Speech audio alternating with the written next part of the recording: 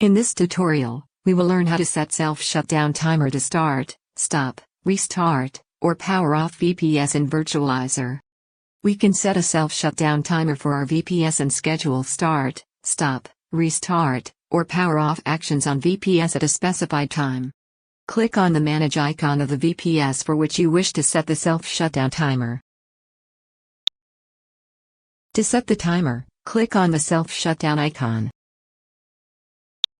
Here we can select a particular date and time at which we want the virtualizer to take the action. For instance, we wish to set 7 past 3 a.m. of 25th of November 2021, the time for the action to take place.